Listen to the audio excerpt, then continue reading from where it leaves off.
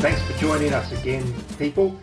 It's episode 6 of the Third Pint Theory. I had to count them in my head, so many now. 6. You're with me, Michael Donaldson, the editor of Pursuit of Hoppiness, and I'm joined, as always, by... Martin Bridges, the beer bigwig.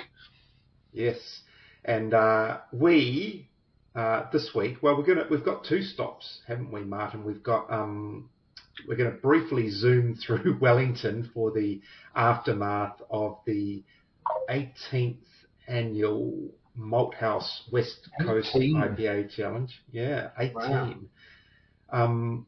And then we are going down to Oamaru to visit the quirky, endearing, highly principled in their beer approach team at Craftwork in Oamaru, and it is a really good chat, that one. Absolutely. Yeah. We need to stick around for that, listeners. Yeah, exactly. So we won't hold you up too long, but the West Coast IPA Challenge threw up, for me, Martin, an unusual winner. Mean Doses. Small brewery in Wellington with a great tap room, I have to say. Awesome, really tap good. Room. Awesome tap. Yeah, absolutely worth the visit. And I think that's probably the main place you're going to get their winning beer on tap, because I don't think they'll be packaging it. It's just not their go. Keg only, and from what I understand,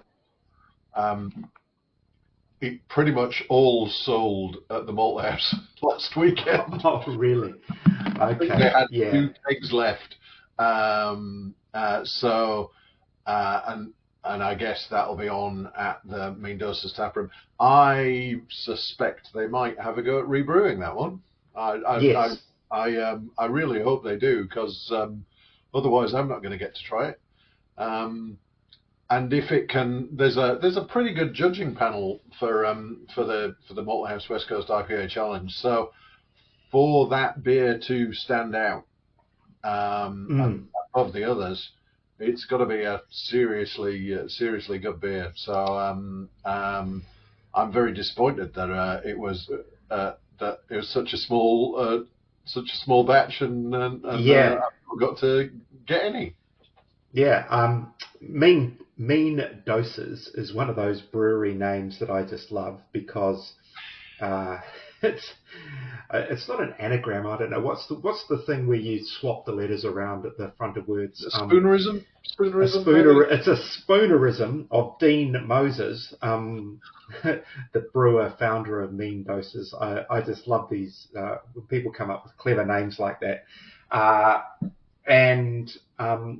A colleague friend of ours, Dave Wood, works there. Yep.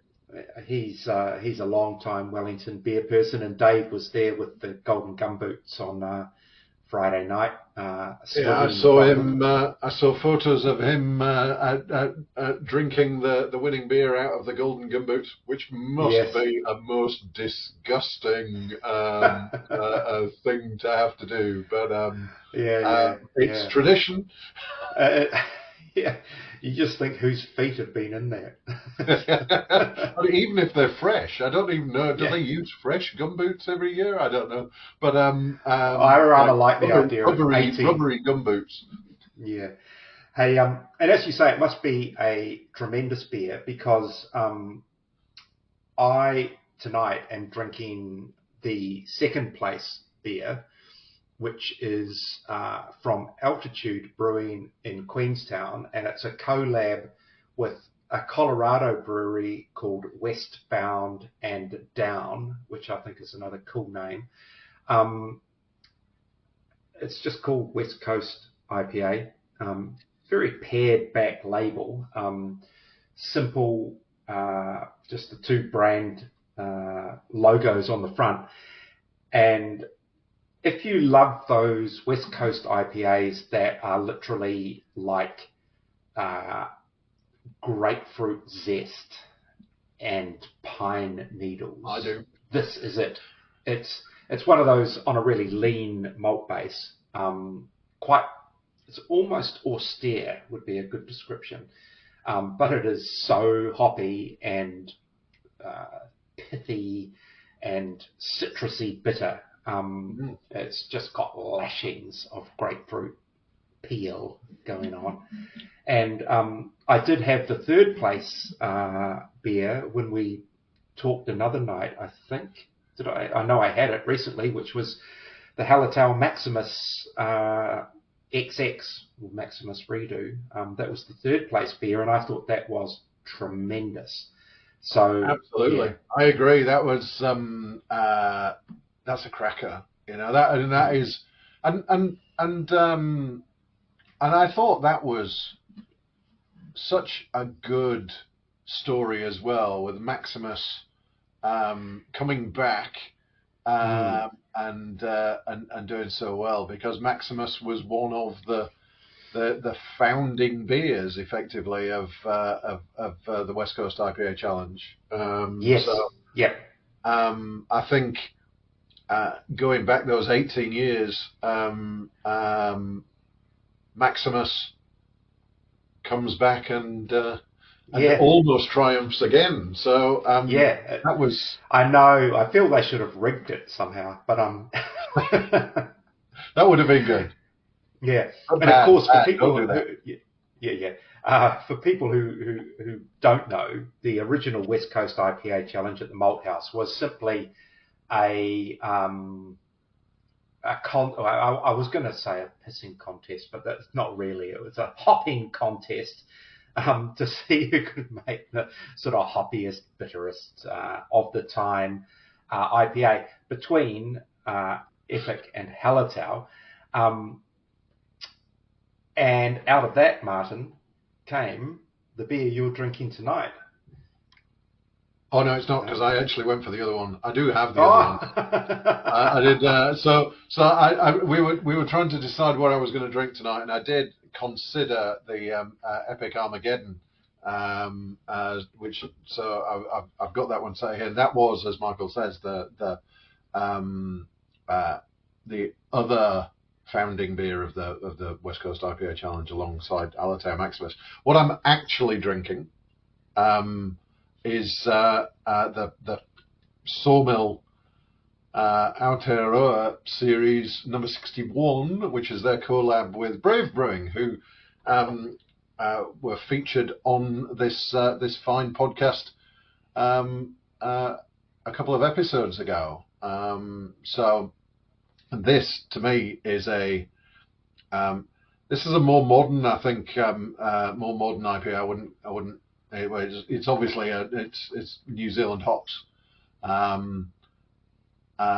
much juicier, less of that kind of pithy bitterness that we've got in those West Coast IPAs. I actually get a really interesting mouthfeel off this beer. It kind of, it's not. Slickness is the wrong thing, but it's certainly a kind of a roundness to the beer. I've really enjoyed. I really enjoy the creativity of the Sawmill Aotearoa series. Anyway, but I think this one, which features an experimental hop, the NZH 106, which I suspect maybe working its way through. Yeah, I like all these, the NZH, even going back, once they started that nomenclature, starting at 101, I know 102 probably got that and didn't go any further. 101 still might be there. 104 was great, 105, 106, and then we sort of jumped. I don't think 108 got a look in. 109's the absolute heroic talking point of the past year or so, I think. And I expect to see 109 out as a commercial release. I think, because this is probably second harvest for 106 and 109 as. Yeah, I think they're the two front runners. Yeah. Yeah, as kind of widely available hops. So Yeah, we got to. I think in my prediction post, my prediction article for this year, I think I said that either 106 or 109. I can't remember. I know 109. I think was going to go commercial this year because it's the daughter of Rewalker. I think. I Yes, seem to yeah. remember that 109 is the daughter of Rewalker. And I came up with some stupid name based on that, which completely Rewalkosaurus or wrong. something. No, yeah. Um, I agree with you on that collab in terms of its mouthfeel. Very, slippery, very textural kind of mouthfeel. Quite a cool beer, I have to say, and a great collab between, two sets of really good people. So, love seeing that kind of stuff going down. So we're both drinking collabs tonight, which is Absolutely. nice. Yeah. Now, your trip to Oamaru and your interview with Michael O'Brien and Leanne Scotti from Craftwork, I think you wouldn't find any IPAs in that bar, or you might, because they have a guest tap occasionally. Usually, I think Rhyme and Reason are quite prominent there. The times I've been in there, they've had a hazy from Rhyme and Reason. Okay. But they are very focused on those Belgian-style beers that they do. And it's a sort of it's a romantic kind of brewing story in some ways, but yeah, it's awesome. They've got it's such a good setup down there. I'd say I went down for the inaugural beer festival that they had down there, which they'll talk about in the interview. So I won't steal their thunder on that one. But it was, I have to say, one of the best beer events I've been to. And it was somebody summed it up for me, actually, as they said afterwards, and the day afterwards they said to me, it was like a wedding reception. So it was like we were all far now, we were all extended family, everybody kind of knew somebody who knew somebody, and you just felt so comfortable. It was an awesome little festival, and they are great people, and as you say, they are very focused. There was not a hardly a hop to be found. Although I did taste a very they did a side by side tasting of two vintages of Orval, which is a Belgian Abbey beer, which is actually quite seriously hoppy, certainly in its fresher form. So that was probably the closest to hops that we had.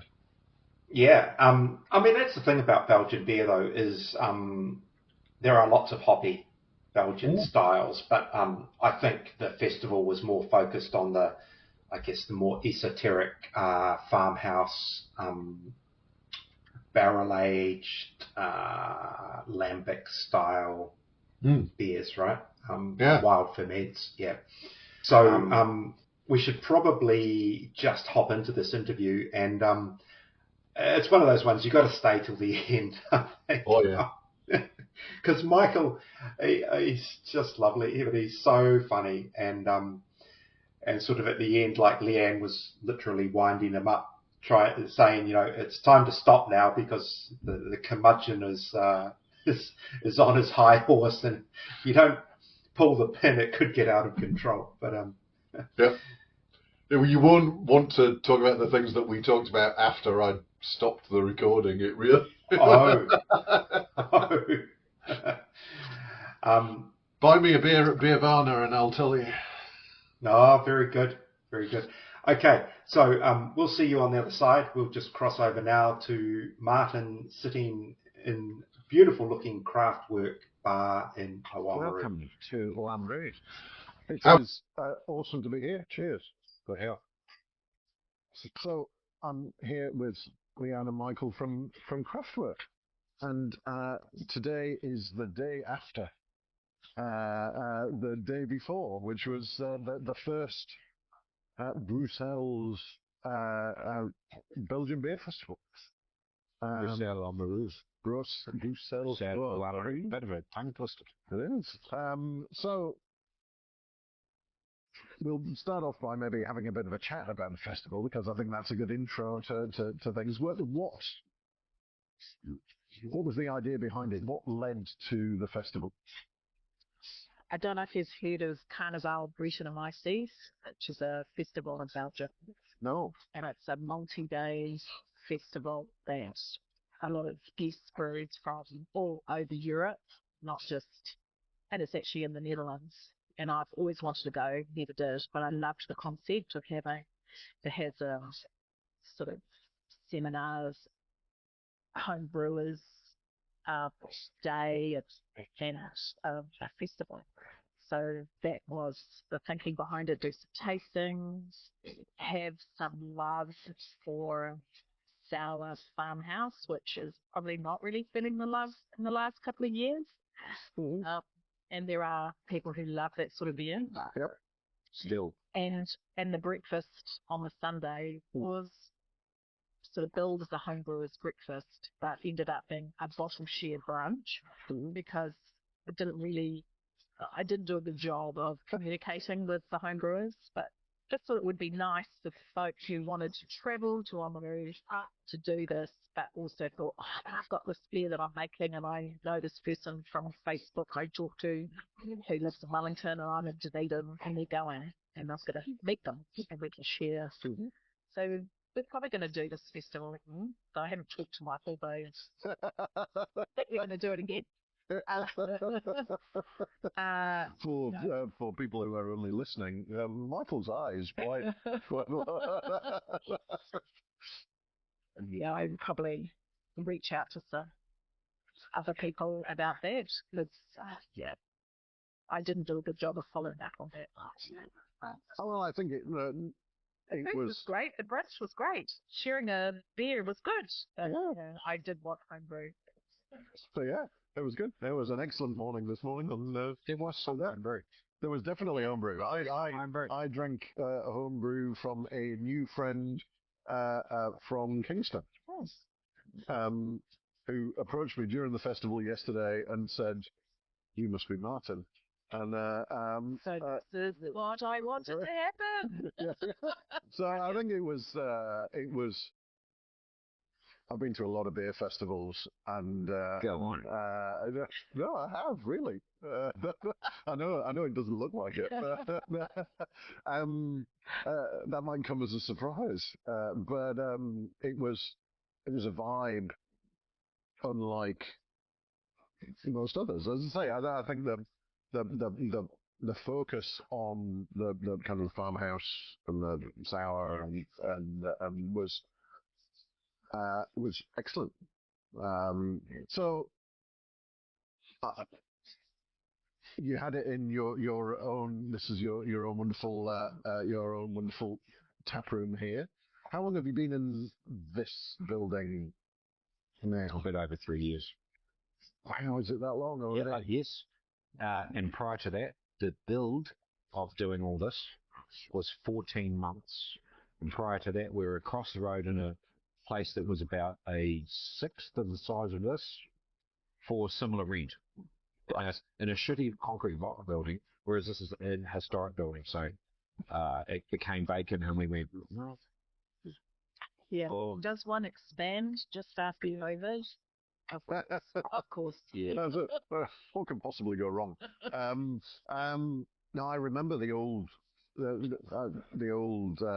location down the street. I've not been to this new place, but this is a wonderful building. Yeah. For a start, what was originally a grain store? All right. Okay. 1875. Oamaru stone. Interestingly, I spot the woodworkers very quickly when they walk in and they start looking at the beams. And if that goes on too long, I'll come over to them and say, "Are you with the council?" And they go, "No." I say, "Oh, you're a building inspector. You should be buying a beer." So what they're looking at are these beams, which are, I'm not sure how many meters. I can't remember how many meters the building is, but might be 18. But they're single beams. They're one pieces of wood, probably Oregon or Baltic pine, would come out of a sailing or a steamship, 1875, so a sailing ship maybe, in the Oamaru harbour, and be lugged here with oxen and put up in this building, which is unreinforced stone and was quite fantastic. And of course, people say, "Oh, you can't build like that now." Yeah. We have combustion engines, hydraulic lifts, everything, every power tool at our disposal, but you can't build like this. Yeah, it's brilliant. It's a beautiful place, Lovely. and decked out so awesomely. Well, that was a lot of luck. Yeah, Luck. I think that it feels like it has a really good vibe in the building. Yeah. Where we got all this kit. No, So this is a Belgian beer cafe that was in Christchurch, the Torrenhof, and unfortunately they closed. I think the final nail in the coffin there was COVID. all right. They had to do a big rebuild after the earthquake. In Right. fact, I'll show you later. But there's a piece of marble that would have been damaged during the earthquake, Christchurch, and we went in. We knew it had closed. We would go there every time we'd go to Christchurch. We would have a beer at the Torrenhof, and that map there of Belgium. It's very hard to get a good map. And we knew it was in there. So we thought, well, we need a map. For our So tasting. we'll just Yeah. knocked on the door and found out where we could find the person who owned the building, part of the Colombo Mall in Crow. Oh, right. Okay. And she said to us, he said, "Can we buy your map?" And she said, "Do you want to buy everything?" And Michael said yes, and I went, but that's because Michael is incredibly visual. I still don't really believe this. Has brilliant spatial reasoning, whereas I do not. And he just could see that this big grain store needs to have Proper interior. because this was our original bar, Yeah. and Which is fake. I was going to. I This thought is- this would be brilliant in This is here. plywood and custom wood stained to look old. It's fake. Yeah. So we thought we could do this kind of look like we did over there, because that was all fake wood paneling made to look like this. And here, This is a what was I thinking? bit of a bigger space. It was brilliant. We got all the lighting, all of the furniture. This is all made in the Netherlands. It's beautifully made. Got the milk bar, Proper. the chiller, all the taps. Pretty much for Very the nice. price. Oh, all this oak paneling. Yeah. With the mirrors. Wow. This is why it took so long. So it had to be all 14 carved down, bucks to build put back in. all of this. But it was pretty much our furniture budget. So we were really lucky. That's why he said it's luck. And it's, yeah. The chances, what are the chances of that happening? That is one of the few good luck things that happens in your life. Bang, it was right. Yeah. And sometimes it does happen. Sometimes things fall, and you need to just capitalize on I never would have imagined that we'd be so lucky that could happen.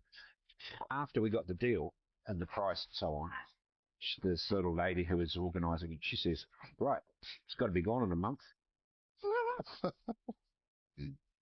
And it was. What a drama. Fun times. Oh, yeah. Fun times. Great. So I try not to think about it. It was hell. And so now it looks like this place was always like this. We have people come in on a quiet Sunday, much like this, and people come in, and I'm standing behind the bar dressed like I am, Victorian looking, which is normal, by the way, not a costume. And they walked in and they're like, wow, I didn't know you were here. I said, well, where are you from? And they said, oh, we're from Tomaru. And I said, well, that's all right. You're not from this town, so it doesn't matter that you don't know about it. And they said, they were looking at it and doing this all up. And they said, how long has this been here?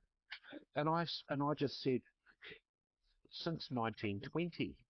And they're like, wow, 1920. I look, you're not from here, it doesn't matter. I said, look, come with me. This is the old Victorian bar here. And all of this was rebuilt, because this is all kind of 1920s style, really. Yeah. All this out here. I said, yeah, we didn't want to throw this old Victorian bar away, so we kept it. That was our first bar. So this was all rebuilt about 1920. And I said, see the vestibule you walked in? The column on the right, you look at it, it's a little bit crooked, right? See that white column? And they looked and went, yeah. I said, you know what that was? I don't know. German bombing. And they're like, hold on.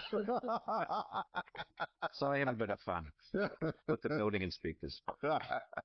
Very good, very good. So the festival was a celebration of farmhouse styles in general. What other than your own beers, what breweries were here? The breweries that pretty much have either a dedicated barrel program there was no criteria. It's just that we know everybody and just know the people who, in their heart are farmhouse brewers or have a barrel program. Not just make a saison now and again, or which is fine. Yep. But and I suppose the people we know really well. Mm-hmm. That was probably the criteria, and also not too many. Mm-hmm. Want to have lots of breweries. It's a small festival, so it was sort of based on like the old Pacific Beer Expo, buying in kegs and just having a nice atmosphere and some nice food. No amplified music. That was probably in my mind a little bit Pacific Beer Expo crossed with Carnival Brettanomyces. Yeah.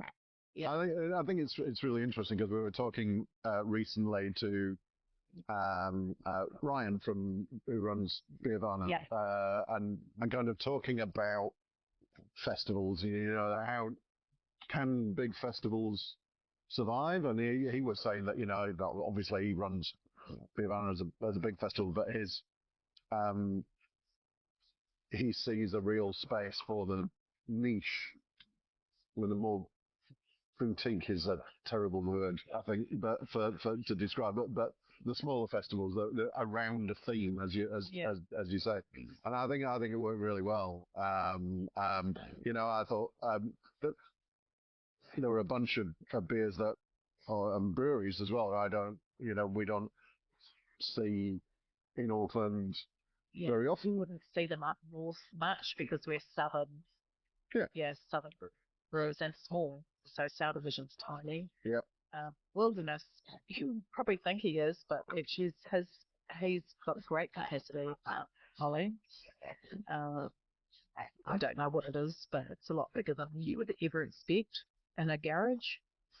A 5-car garage. And it is a big garage. It is. Braden. Tiny little production, I would have thought. Yeah, but not that small. He's got a lot of barrels. Yeah, so small and big. But it was just really lovely that most of the brewers were here. Soren was in Denmark, and Daryl's at Caribou Barrel Works is in Belgium. So otherwise, they both would have been here. And that was the other thing. We sort of wanted them to be part of it. Yep. That's why we had the dinner. We had a beer dinner. Mm-hmm. That was Tip and Hans from Fort Cider graciously closed their business, came up for the weekend and did that. It was wonderful. Yeah. But small, so we didn't advertise. And people would be very disappointed. I don't deal with other people's FOMO very well. the Pip and Hans, I mean, they obviously were talking about it down in Port Chalmers, so loads of their locals said, oh, we want to come to that. So there was almost, apart from the actual brewers, and then their crowd from the port side, there was hardly anything left. I stopped talking about it until numbers were confirmed. I started, I don't want to oversell this at all. That was it's awesome. So yeah, I think it was a really good collection. I say that specialization on the farmhouse styles was really good. What is it that attracted you guys to that style of being? What is it that really speaks to you? Oh, well, it's just a wee bit of this, a subset of the Belgian styles that we Right. I probably like them more because you can be more creative, like saisons. I mean, you can be creative with a triple and a quad, throw it in a barrel or add some wet sugar, but actually that we don't fuck around really with those styles, but we can get a lot more playful with a farmhouse ale or a sour. They trying different fruit. Just you can have a bit of fun. I love the lambic styles because it is a big question mark of what you're going to get. So it's really a given. Yeah. And then you have to blend. The blending is the best bit. Blending is an art. It is. It really is that. It's really neat. I love that. Really love that. Just manipulating things to get a final product that changes every year. I like that whole thing of it not being the same. I like our triple to taste the same every year. There's things you want to taste the same, but I like that whole idea of the vintage being, different. When we set out, we had 99% agreed, a pair of us, that it would be Belgian in focus. And recently a punter in the summer, foreigner, figured out that I must have something to do with the ownership of this. She said, she's sitting down having beer and some food with other people. She said, why Belgium? Yeah. And I said, where are you from? And she said, Austria. And I rudely laughed at it. I went, really? And you're asking me that? In other words, what interesting beers have come out of Austria? Oh, it'll be a lager that's a little bit darker or lighter than this lager, which is a little bit darker or lighter than that lager. Really? Whereas in Belgium, another conversation with another fellow who was English, who loves it, lives in England, goes there all the time on the train. Bastard. We were talking about some of the beers that we love, which are obscure. And he said, yeah, it's just bonkers. And I went, that's what it is. It is. Belgium is, so we first of all got in love with the beer, and then a friend of ours died, and that was the impetus for me to agree that yes, we should actually go to Belgium together, because I'd been before, but Leanne hadn't. So I need to know what we're doing. So I said, all right, yeah, we'll go. And we basically then fell in love with the country and the strange culture. And this fellow saying it was bonkers. Actually, yes, it is. And that's one of the reasons we like it so much, because you never really know what's around the corner. And it's a bit like that with the beer. So even with the Abbey beers, you've got the standard Abbey, the Trappists, and so on. Yep. That make a table beer that nobody sees. They'll drink it for breakfast. You'll have the strong double. You'll have the modern triple, started to be brewed in the 1920s and 30s to fight the lager curse. And you'll have the quadruple, of course.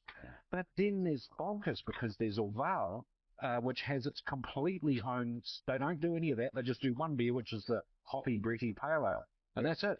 And it's just, there's nothing.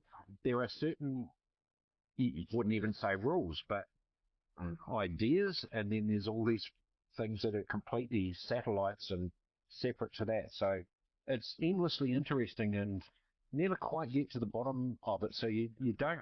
We've never got bored with the Belgian style. Yeah, that's we haven't got too much. So I think that's key to me, is that there's always something new to try. Whether it's you could tweak this thing in that direction, the whole thing opens up. But I think the thinking about the farmhouse and the spontaneous fermentations and whatever, and I think I always think about the description that somebody once said to me of like a standard beer yeast is like a dog. You know, you can train it, and you're pretty much sure what it's going to do. Whereas the kind of the wild yeasts and some of the other Belgian yeasts are like a cat, is that you can domesticate it, and most of the time it will just do what you expect it to do. But it's operating under its own rules. It will run off. It will for you across the face. It will do. And you That's a actually lovely need analogy. patience as well. Yeah, And- yeah, that. That's good. Yeah. We have cats. Between us, we have 4 cats. We are cat people. Yeah, and you think you know what they're like. They will do what they're meant to do most of the time, but there's always the chance, and that I think is some of the appeal of some of those spontaneous It is. yeasts. Yeah. So you've got a bunch of barrels sat out the back, which I was walking past yesterday on the way to between the two halves of the festival, which I thought was awesome. How many barrels have you got Right. back there? Some. Not as many as we previously hoped or thought we would have. Okay. And one of the reasons for that is the international decline of interest or demand in barrel-aged sour beers, or maybe sour beers in general. Okay. But we only do barrel-aged, so we don't know about other stuff. But there's since COVID, there's been a marked decline in Belgium and in America, where some breweries that only made barrel-aged spontaneously fermented beers, they're gone. Sad. And a side comment about the festival was that talking to people that we've known for quite a long time, who don't live here, most of them, of course, and congratulations, Leanne, for putting this on, because it had a bit of a feel like pre-COVID in the old days when everybody was optimistic and it seemed like we'll just keep on going, not seeing the cliff. And so we don't have quite as many barrels as we used to. But who knows? Yeah. Yeah. We've got space to have more if Right. we want. Okay. Yeah. So if We didn't brew any Lambert style last year. Yeah, I was upset We've got- about that. Yeah. Ooh. Well, that was also staffing, but we've got Staffing, yeah. 2 brew days planned for this year. So yeah, we just haven't. Yeah, demand is tiny. Yeah. I think it's demand is tight across the whole of the good beer industry. I think I was saying to somebody earlier that my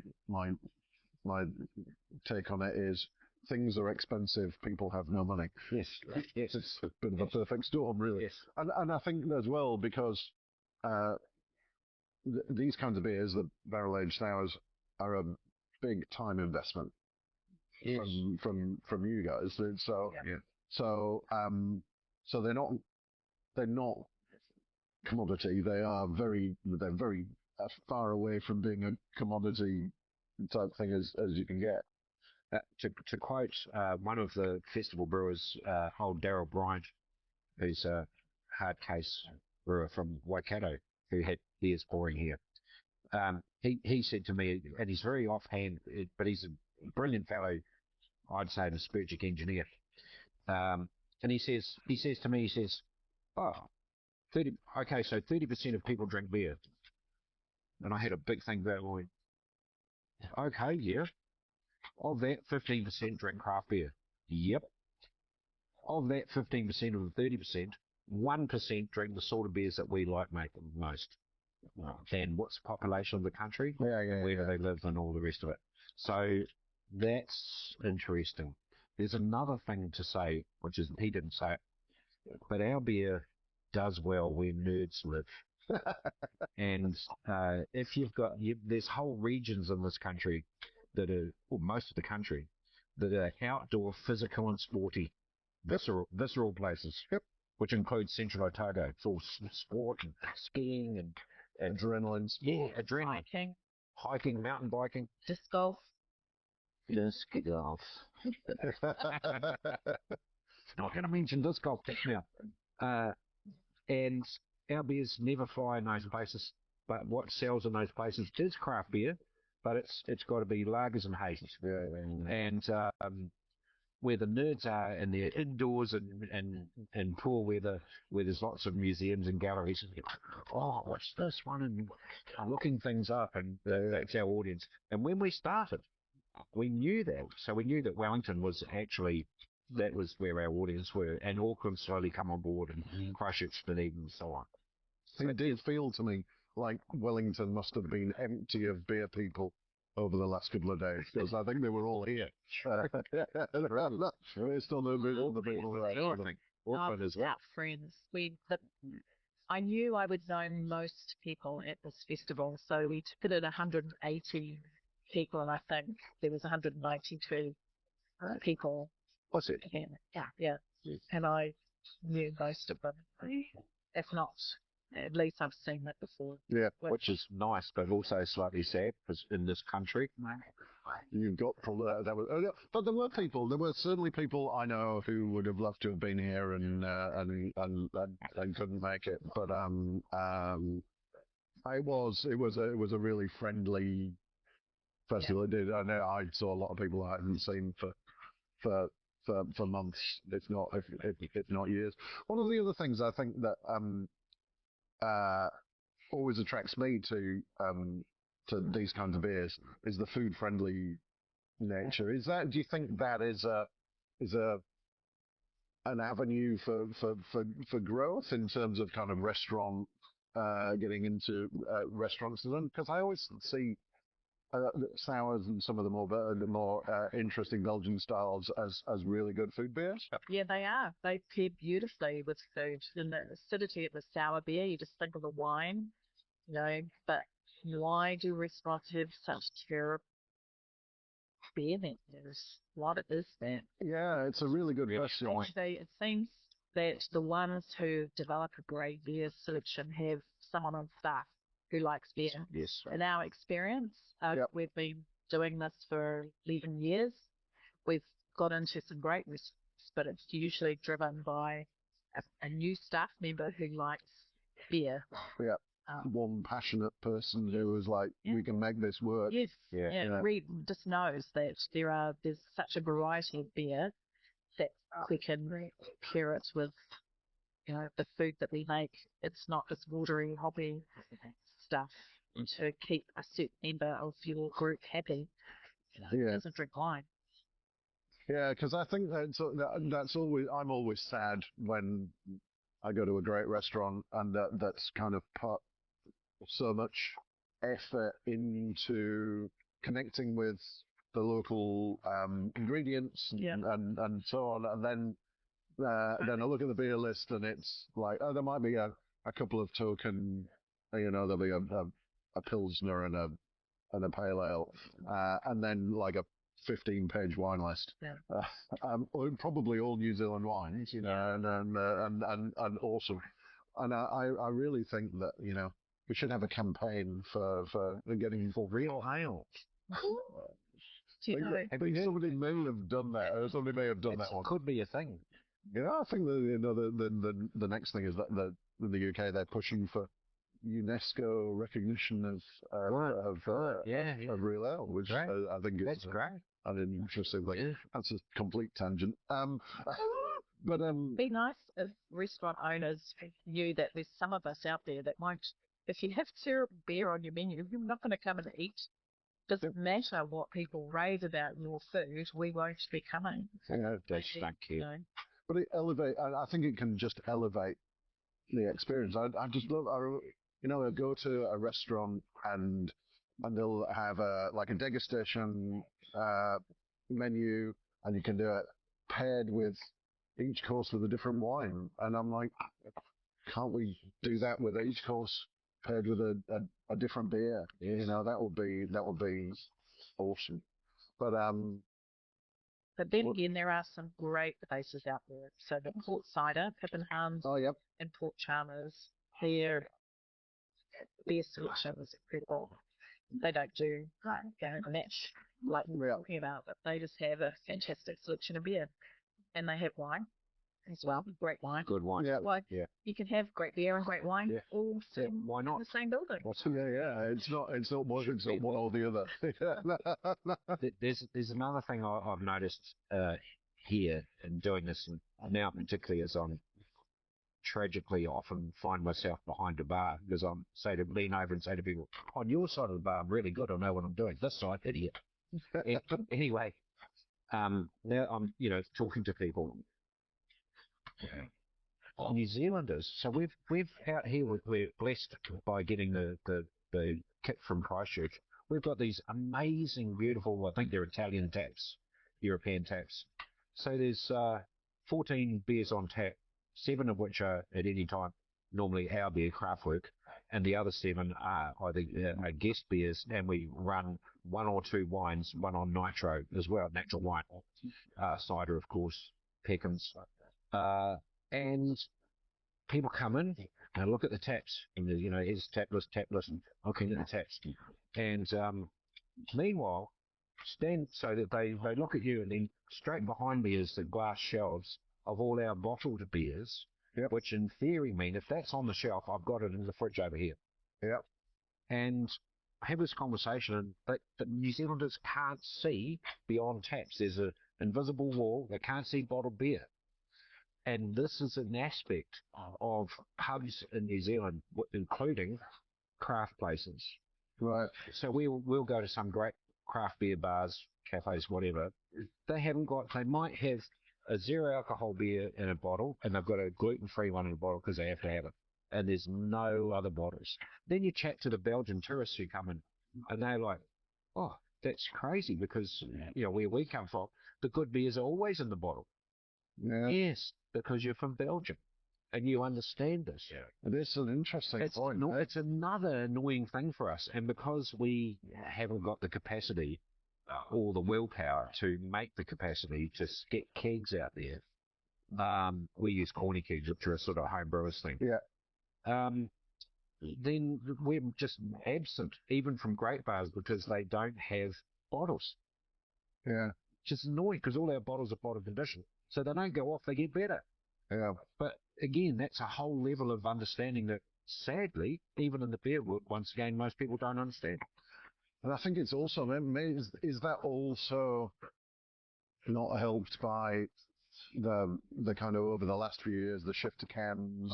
Don't mention that. I mentioned the C word. But that bike is disorganised. But did you notice? Bottle opener. And finally, for years he's wanted to do a metal bottle opener, and it's finally happened. And we're the only ones who do bottles. So great. Oh, good. Yeah. But did you know that actually we're ahead of the curve in one respect? Some Australians came in and they said, old blokes, we're from cans. And I said, we've been trying to get our beer into cans for years. But we've had trouble with it, so we're ahead of the curve. We're into tins. They're like, what? And I said, yeah, look at this. And I reached, and it's on the shelf, you can see it over there. I said, look at this. And so we're the first ones to tin a beer, not can. It's actually faked up tin of bully beef with the ring on the bottom to open it. Some people believe it. Well, I think it's interesting, hey, because the whole shift, certainly in craft beer, has been towards cans. There's very few people, and so that then possibly makes. I still think that there are certain styles of beer, and certainly the bottle condition, that will need to stay in that. And I agree with you that there isn't a bottle list. You would go to, like, if I go to a great bar in the States or wherever, I'd expect, yes, there's a bunch of taps, but there's also a great bottle list. And I remember, the sadly lost Hashigazaki in Wellington, and and their bottle list, used to be legendary. So maybe Q still has a brilliant bottle fridge. they do. Yeah. They do. And in Auckland, 16 ton has a really good bottle fridge. And I believe that there'll be some of your beers in there. Yeah. So again, listen to what we just said. Oh yeah, there's one in the Malthouse. Oh, there's one or two really good places in the capital city, and we can think of one in Auckland, which is 1.5 million people. Yeah. What? Yeah, no, yeah. It's difficult. So there's our other campaign. We've got a campaign for better beer lists in restaurants and bottle lists in cafes and bars and pubs. I think if we can nail those two, then life will be sweet. So before we wrap up, I just want to kind of talk about the town. It feels like this. If Oamaru, if you weren't here, Oamaru would have to create you. You seem to fit the town. Michael's been here since 1994. It's over 30 years, 31 years, and it was a deliberate shift from Auckland, where I looked at the whole country of where can I go. Yeah. So I am a New Zealander, but I was ruined by living in London for 2 years and travelling widely through Europe, and then coming back to Auckland, where I started out from, I guess, 2 years later in the late 80s, and being appalled by suddenly whole street rows of Victorian buildings were gone, replaced with ugly glass towers, and in many cases weren't replaced with anything but empty parking lots, which one day is going to be a building or something. Just the cities of New Zealand are just gutted, and I just couldn't stand it. And architecture and aesthetics, but also I am a bookbinder. You are. So those details were important to me, and living in Britain and immersing myself in those old cultures, I loved it so much, and just a fish out of water in my own country. So this place is, and to an arguable extent, Christchurch before the earthquake, Dunedin a little bit, feels like it's not going to blow out to sea in the next storm. Well, it's got some decent, solid buildings. The amazing thing about this funny little community is that I found out, did some homework and found out that the Oamaru Whitestone Civic Trust owns a dozen or slightly more buildings here, and this is one of them. And their objective was to buy these buildings and to restore them for the future. And more radically, they had this subcommittee idea, which was part of the big plan, to create a so-called living, working Victorian town of work. And I was a freak in Auckland, cycling up and down Sandringham Road to Newtown, as a bookbinder, in a frock coat that I'd had handmade by the last tailor in K Road and all the rest of it, Homburg hat, and a kerosene lantern on my 1930s restored bicycle, which would crap out when I got to St. Luke's and burst into fire. I'm like, whoa, shit! And, like, ridiculous, absolutely ridiculous. So I stupidly and romantically, hopefully, wanted to think, oh gosh, there's a whole village of people like me practicing all their crafts, and I'd just be the bookbinder. It wasn't like that at all.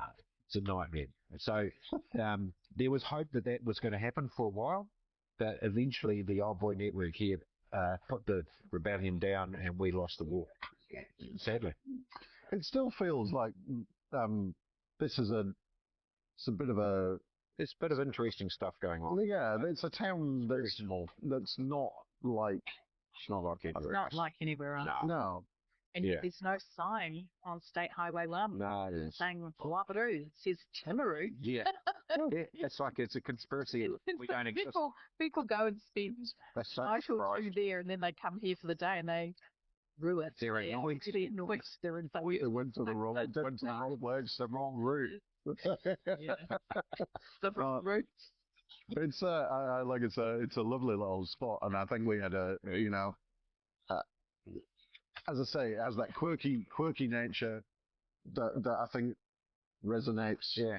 with Which is quite the kind like of Belgium, because Belgium, remember that chap he said is bonkers. yeah. It's eccentric and you can't quite figure out what's going on. It's a bit like that here. And this is the brewery, I'd say, that fits exactly into that. It's slightly bonkers. Before we came up with the quite brilliant name for Craftwork, which took months to think of, one of the really bad ideas there's painting up on the wall was Dead Dad's Brewery, because both our fathers are dead and they both would have loved it. And it was, but having thought about it, with the preponderance of death skulls and the stupid imagery that most brewers chase after, you could have had Skull and Bones Dead Dads and it would have been more popular. Oh, God. Yeah, silly. Time to switch off. Switch off. Switch them off. Yeah. Come off. Curmudgeon. Anyway, I think that's been a fascinating little chat. Thank you, Martin. And it has been awesome to be here for the last couple of days and enjoy this festival. And I really look forward to coming back next year to do it all again. And I hope that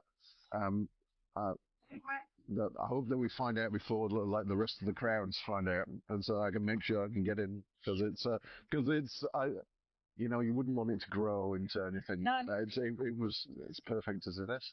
But yeah, look, awesome. Thank you very much for your time. And I know after a couple of days of festival madness, you must be looking for a little bit of a rest. Yes. And so thank you for taking the time this afternoon Thank to you. have a chat. In Thank you. All the Oamaru. best. How about that? How about that for an interview that was so good? I don't know if you could tell from the audio, but Leanne and Michael were absolutely exhausted because they'd just done this. The day before was the festival. The day before that was the beer dinner that they'd done for the brewers, and so I was just so pleased that they would sit down with me on the day after and still wax so lyrical about the festival and their love for Belgian beers. And I think we invented a couple of campaigns. So the campaign for restaurant beer lists, and the campaign for better bottled and canned beer lists in bars. So if people could lobby their restaurants and their bars to do that, that would be awesome. Yeah, I thought that was a good point that Michael made about bottled beer. And I know that Matt, he may not have mentioned it in the interview with you, but I know that Matt from Brave has talked about it before, about their bottles and the fact that one of the reasons they kept in bottles early days was because restaurants and the wineries in the area liked having bottled beer. And I think as a rule, if you're in a nice restaurant, a bottle of beer is quite a cool thing to have. And it just means that people think about bottles, and I know they're hard to store and the limited fridge space that you might have and whatever, but I do think, some Craftwork beers in bottles in a restaurant would be just such a good experience. Yeah, I agree. I think it's kind of one of my personal hobby horses, is that I go into a high-end restaurant not very often because it's expensive to eat out these days. But if I do, and I always kind of look through this book that will be the wine list, and then there'll be this kind of half a page at the back with the beers, and I'm like, you're missing out. There's just so many good options there. Yeah, totally agree. I did want to say also that I loved Michael's kind of commentary on, especially his description of how he was in Auckland before he moved to Oamaru, and the fact that he moved to Oamaru thinking it was going to be full of quirky, crazy, creative people, and there are a lot of them there, but maybe not enough for Michael's liking. But I think Oamaru is an amazing little town. It is. The first time I ever went there was because my car broke down on a trip from Dunedin to Christchurch, and I spent a bit of time, waiting for it to get fixed, and thoroughly enjoyed the place. That was many, many years ago. I was a very young man. But my wife and I did think of moving there last year. We came very close. We made lots of visits. We just loved the place, loved that whole Victorian precinct around the harbour area, which you don't see if you just whiz through the main street, because it's a sort of, it's like your appendix. It's off to the side somewhere. Yeah. You don't know it's there. Except unlike your appendix, it is actually a really useful and enjoyable place to be. Yeah, and I think one of the beauties of Oamaru, apart from the architecture and the penguins, from a beer point of view, is that you have the Craftwork experience, and 100 meters at the end of the street and across the road, you have Scott's, and it offers you this completely different experience of really good beers still, but it's all your pale ales and your lagers and your IPAs and the pizzas and the music and the outdoor seating, and so they have, I think, the best of both worlds going on in the brewing and beer experience sense. It's a really good place for a beer lover to go. I absolutely agree with that. I think, I would happily spend like an entire weekend in the tap room at Craftwork. It's just such a good vibe. And cool story. Talked in the interview about where all the furniture and stuff came from, which was awesome. It's just such a great place. I love Oamaru as well.